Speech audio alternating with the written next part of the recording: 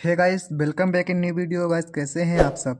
I hope आप सब बहुत अच्छे होंगे। तो गाइस, जैसा कि लास्ट के लेक्चर में डिस्कस किया था अपने सेल इंजरी के बारे में, अथवा सेल इंजरी के क्या कोजेज होते हैं इसके बारे में डिस्कस किया था। तो गाइस, यहाँ पे आज के लेक्चर में डिस्कस करने वाले हैं कि पैथोजेनेसिस ऑफ सेल इंजरी। तो गाइस, इससे पहले अगर आपको इसके PDF नोट्स चाहिए तो आप हमारा टेलीग्राम चैनल ज्वाइन कर सकते हैं, जिसका लिंक आपको डिस्क्रिप्शन बॉक्स में मिल जाएगा। तो जैसा कि गाइस, अगर आप इस नोट्स को डाउनलोड करना चाहते हैं तो आप उस लिंक से डाउनलोड कर सकते हैं। तो गाइस, बिना देरी किए आज का लेक्चर स्टार्ट करते हैं। तो गाइस, जैसे कि यहाँ पर डिस्कस करने वाले हैं पैथोजेनेसिस ऑफ सेल इंजरी अथवा पैथोफिजियोलॉजी ऑफ सेल इंजरी। इसको जो पैथोजेनेसिस होती है उसको जो है पैथोजेनेसिस ऑफ सेल इंजरी अथवा पैथोफिजियोलॉजी ऑफ सेल इंजरी के नाम से भी जानते हैं। तो पैथोजेनेसिस क्या होती है? तो सिंपली गाइस करना क्या, बांड को मतलब वर्ड को ब्रेक करना है। जैसे कि पैथो मतलब डिजीज अथवा जिनेसिस मीन्स फार्मेशन, कि कोई भी डिजीज है उसका फार्मेशन कैसे होता है उसे कहते हैं पैथोजिनेसिस। जैसे कि यहाँ पर बात करते हैं पैथोजिनेसिस ऑफ सेल इंजरी।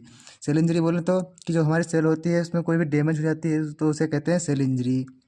तो यहाँ पे बात करते हैं पैथोजेनेसिस ऑफ सेल इंजरी की, यानी कि सेल इंजरी मतलब जो होती है कैसे होती है, तो इसके बारे में यहाँ पर बात करने वाले हैं।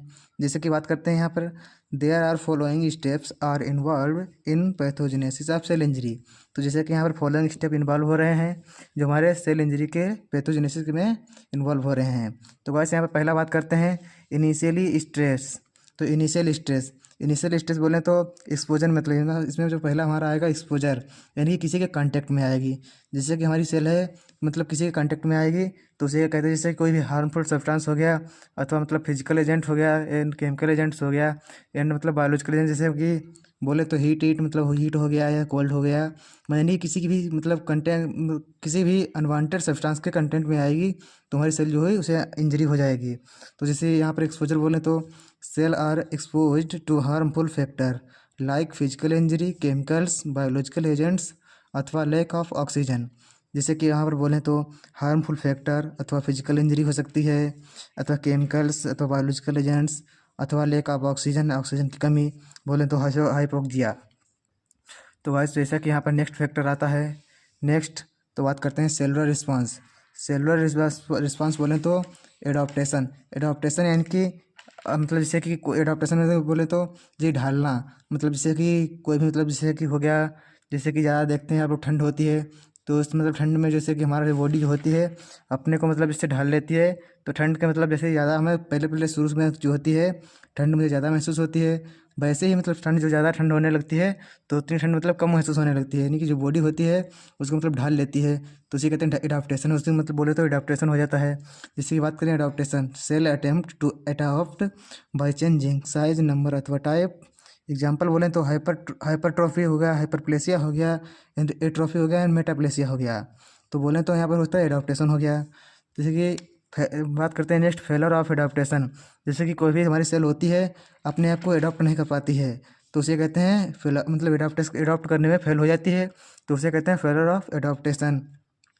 जैसे कि यहाँ पर बात करें तो if the stress is too intense अथवा type prolonged cells can not adapt adequately. जिससे कि हमारी सेल जो होती है अपने आप को एडॉप्ट नहीं कर पाती है तो उसे कहते हैं फेलर ऑफ एडॉप्ट। जैसे कि यहाँ पर नेक्स्ट बात करते हैं बायोकेमिकल चेंजेस के बारे में।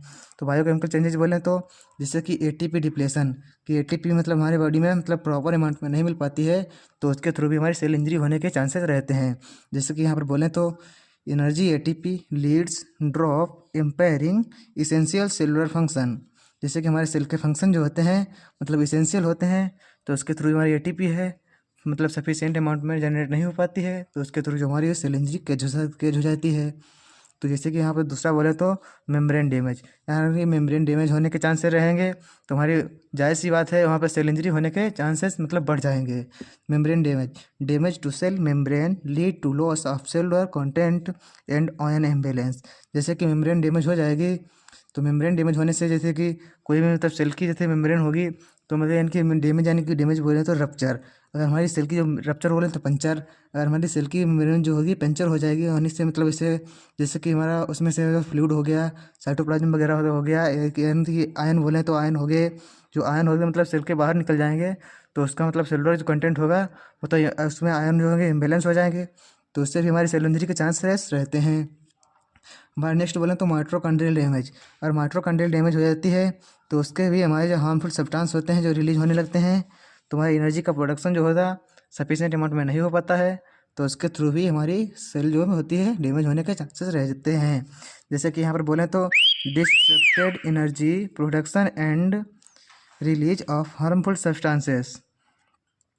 तो यहाँ पर नेक्स्ट बात करते हैं अपना, जैसे कि यहाँ पर नेक्स्ट हो गया हमारा इंक्रीज कैल्शियम। जैसे कि हमारी बॉडी में अगर कैल्शियम का लेवल इंक्रीज हो जाता है तो उसके थ्रू भी हमारा जो है सेल इंजरी के चांसेस बढ़ जाते हैं। जैसे कि high calcium level inside the cell activate destructive enzymes. जैसे कि सेल में कैल्शियम का लेवल बढ़ जाता है तो उसे डिस्ट्रक्टिव एंजाइम्स जो होते हैं रिलीज होने लगते हैं, तो उसके थ्रू जो हमारी सेल इंजरी होती है जो केज होने के चांसेस बढ़ जाते हैं। कैल्शियम लीप, जैसे कि calcium leak inside the cell activate destructive enzymes. जैसे कैंसिल लीव हो तो हमारे एक्टिवेट हो जाएंगे, डिस्ट्रक्टिव एंजाइम एक्टिवेट हो जाएंगे, तो उसके थ्रू इनकी जो कैल्शियम जो है इंक्रीज हो जाएगी, यानी कि सेल इंजरी के चांसेस जो है बढ़ जाएंगे। तो ऑक्सीडेटिव स्ट्रेस क्या होता है, यहाँ पे ऑक्सीडेटिव स्ट्रेस के बारे में बोले तो reactive oxygen species damage protein lipid and DNA. जो रिएक्टिव ऑक्सीजन जो होगी, जो हमारे इसको रिएक्टिव ऑक्सीजन बोले तो डैमेज कर देगी हमारे प्रोटीन लिपिड एंड डीएनए को डैमेज कर देगी। यहाँ पर बोले तो जैसे हमारा नेक्स्ट आता है प्रोटीन मिसफोल्डिंग अथवा डीएनए डैमेज। जो हमारा प्रोटीन मिसफोल्ड हो जाएगी अथवा डीएनए डैमेज हो जाएगा, तो हमारा क्या होगा यहाँ पर misfold protein and damage DNA impair cell function अथवा ट्रिगर स्ट्रेस। जो हमारे अगर डीएनए हमारा डैमेज हो जाएगा तो हमारे सेल के फंक्शन जो होंगे इम्पेयर होंगे, यानी कि प्रॉपर नहीं हो पाएंगे सेल के फंक्शन। एंड ट्रिगर स्ट्रेस, हमारी सेल में जो है स्ट्रेस होने का मतलब चांसेस बढ़ जाएंगे, तो इसी को कहते हैं हमारा प्रोटीन डैमेज, प्रोटीन मिसफोल्डिंग अथवा डीएनए डैमेज। तो नेक्स्ट आता है हमारा सेल डेथ, इनकी हमारा लास्ट चांस होता है इसमें सेल डेथ होने के चांसेस, मतलब सेल यहाँ पर मेरी सेल जो होती है डेथ हो जाती है सेल की। जैसे कि नेक्रोसिस हो गया अथवा एडोप्टोसिस हो गया। नेक्रोसिस बोले तो अनकंट्रोल्ड, ये हमारा कंट्रोल में नहीं होता है, ये हमारा कंट्रोल होता है। जैसे कि एपोप्टोसिस बोले तो हमारी जैसे कोई एपोप्टोसिस होता है हमारे प्लानिंग के थ्रू होता है। हमारा नेक्रोसिस बोले तो ये हमारा मतलब प्लानिंग की तरह प्लानिंग से नहीं होता है, तो इसे बोले तो एक्सीडेंटली हो जाता है, तो उसे बोले नेक्रोसिस हो गया। जैसे कि नेक्रोसिस होता है तो इसे एक्सीडेंटली कहते हैं, अथवा ऐसे हमारा एपोप्टोसिस होता है तो इसे जो बोले तो हमारा जो होता है हमारा प्लानिंग के थ्रू होता है। जैसे कि प्लानिंग के थ्रू हमारी जो सेल होती है इसकी डेथ कराते हैं तो उसे कहते हैं एपोप्टोसिस। तो हमारा फर्स्टली बात करते हैं नेक्रोसिस के बारे में। नेक्रोसिस क्या होता है, uncontrolled cell death due to severe damage leading to cell swelling membrane rupture and inflammation. जैसे कि अनकंट्रोल कंडीशन में आने के बाद हमारी सेल की डेथ हो जाती है। जैसे कि बोले तो सेवर डैमेज, इनकी डैमेज हो जाती है लीडिंग टू स्वेलिंग के थ्रू डैमेज हो जाती है, अथवा मेम्ब्रेन रप्चर के थ्रू डैमेज हो जाती है, एंड इन्फ्लामेशन के थ्रू हमारी सेल जो होती है डैमेज हो जाती है, तो उसके थ्रू हमारे नेक्रोसिस मतलब केज हो जाता है, अर्थात सेल की जो होती है हमारी डेथ हो जाती है। नेक्स्ट बात करते हैं एपोप्टोसिस के बारे में। एपोप्टोसिस क्या होता है, prolongment cell death where cell shrink and are neatly removed without causing inflammation. हमारा इन्फ्लामेशन केज हो जाता है, उसको रिमूव कर देते हैं, एंड प्रोलॉन्ग सेल डेथ, इस तरह सेल की डेथ हो जाती है, मतलब इन्फ्लामेशन के थ्रू। जैसे कि हमें सेल की डेथ करानी है तो वहाँ पर हमारे जैसे कि इन्फ्लामेशन केज कराएंगे तो उसके थ्रू हमारे सेल की डेथ हो जाएगी, ये हमारे प्लानिंग के थ्रू होता है, इसी को कहते हैं एपोप्टोसिस। तो भाई जैसा कि आई होप आप सभी लोग हमारा पैथोजेनेसिस आप सेल इंजरी को समझ गए होंगे अच्छे से। तो भाई जैसे कि अगर आपको एग्जाम में आता है तो आप अच्छे से लिख करके आ सकते हैं। तो गाइस जैसा कि अब बात करते हैं अपने मॉर्फोलॉजी ऑफ सेल इंजरी के बारे में। मॉर्फोलॉजी बोलें तो कि सेल का क्या साइज एंड शेप, क्या इसका सेल का साइज एंड शेप क्या है, तो इसमें बात करते हैं it is simply defined as it is the study of structure and shape of cell. इसके स्ट्रक्चर एंड शेप के बारे में स्टडी करते हैं मॉर्फोलॉजी के अंतर्गत। जैसे कि बोले तो it involve the cellular adaptation when cell experienced minimal stress and due to this adaptive changes. जिससे कि मिनिमम स्ट्रेस अप्लाई करने से कि सेल में क्या चेंजेज आते हैं उसके बारे में यहाँ पर डिस्कस करने वाले हैं सेलुलर एडॉप्टेशन के थ्रू। सेलुलर एडॉप्टेशन क्या होता है कि cellular adaptation is a process by which cell change their size shape अथवा फंक्शन। इसके थ्रू जो सेल होती है अपने साइज शेप को चेंज कर लेती है, तो उसे कहते हैं सेलुलर एडॉप्टेशन। यह इट इज़ मेनली 5 टाइप्स, यह जो होता है मेनली 5 टाइप का होता है। तो फर्स्टली बात करते हैं अपना एट्रोफी के बारे में। एट्रोफी बोले तो जैसे कि हमारी कोई सेल हो गई, ये बोले तो लेक ऑफ, यानी कि लेक अथवा मतलब लेक ऑफ अथवा विदाउट। ट्रॉफी बोले तो ग्रोथ, बिना ग्रोथ के। तो यहाँ पर जैसे कि बोले तो हमारी कोई भी से यहाँ पर सेल होती है वो अपने फंक्शंस मतलब जैसे अपने साइज को अपने मतलब मिनिमम अमाउंट से, जैसे मैक्सिमम अमाउंट, मिनिमम से मैक्सिमम अमाउंट जो होता है उससे भी छोटा कर लेती है, तो उसे कहते हैं एट्रोफी। जैसे कि यहाँ पर आप लोग देख सकते हैं, जैसे कि हमारी कोई भी सेल हो गई, ज़मीनों में यहाँ से इतनी इतनी साइज़ की है, तो यहाँ से मतलब कन्वर्ट हो गई, इतनी साइज रखी रह जाती है, तो इसे कहते हैं एट्रोफी। तो इसे इस कंडीशन को कहते हैं एट्रोफी।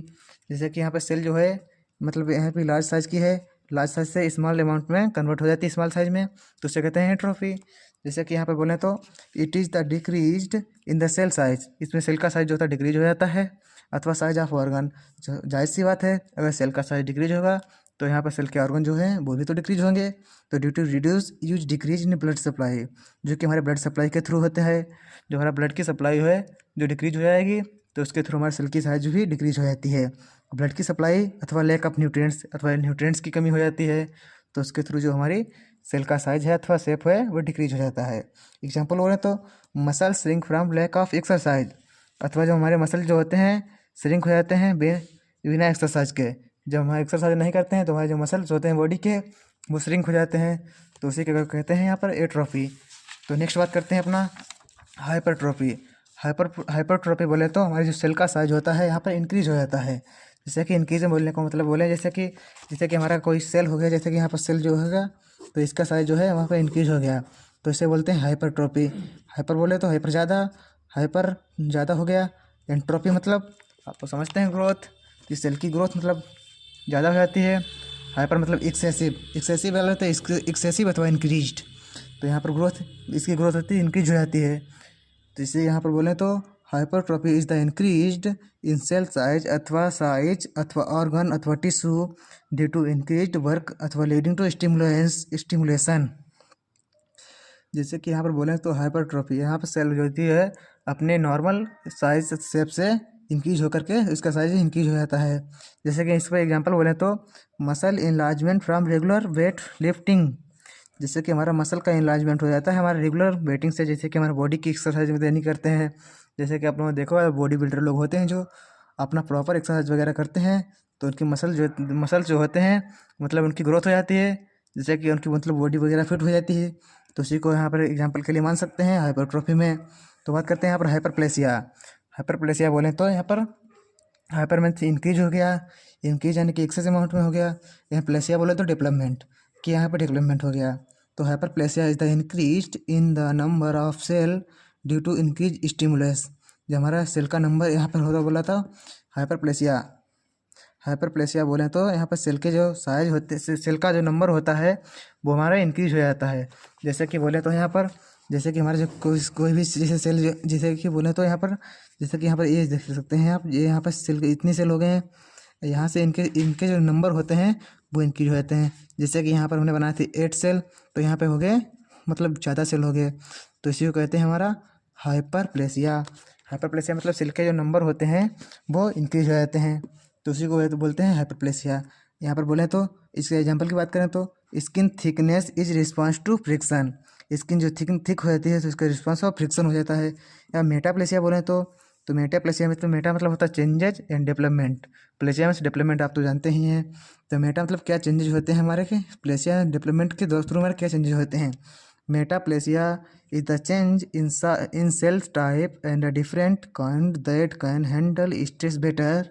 एग्जाम्पल बोले तो columnar epithelial convert into squamous epithelial, जो हमारा कॉलमनर एपिथेलियल टिश्यू होता है जो हमारा कन्वर्ट हो जाता है स्क्वामस एपिथेलियल टिश्यू में, तो उस प्रोसेस को यहाँ पर बोलते हैं मेटाप्लेसिया। तो वहाँ नेक्स्ट बात करते हैं नंबर 5 पे आता है जो डिस्प्लेसिया। तो डिस्प्लेसिया बोले तो एबनॉर्मल, कि हमारा एबनॉर्मल डेवलपमेंट होता है तो उसे बोलते हैं डिस्प्लेसिया। तो dysplasia is the abnormal development अथवा growth of cell resulting in changes in their size shape अथवा ऑर्गन। जैसे कि हमारे यहाँ सेल बोले तो यहाँ पर जो हमारा डिस्प्लेसिया इसमें एबनॉर्मल डेवलपमेंट होने लगता है ऑफ ग्रोथ ऑफ सेल। जैसे कि हमारा सेल का जो एबनॉर्मल डेवलपमेंट होगा तो उसमें रिजल्ट के थ्रू हमारा यहाँ पर मिलेगा changes in size and shape of organism, जो हमारे ऑर्गेनाइजेशन जो हमारा सेल का साइज एंड शेप होगा उसमें मतलब चेंजेस देखने को मिलेंगे। जैसे कि यहाँ पर this can be pre cancers condition, जैसा कि आपने देखा होगा प्री कैंसर्स कंडीशन जो होती है उसमें यहाँ पर देखने को मिलता है हमारा डिस्प्लेसिया की कंडीशन। आई होप गाइस आप लोग जैसा कि मॉर्फोलॉजी ऑफ सेल इंजरी अथवा पैथोजेनेसिस ऑफ सेल इंजरी आप लोग अच्छे से समझ गए होंगे। तो गाइस मिलते हैं नेक्स्ट वीडियो में, take care, have a next day.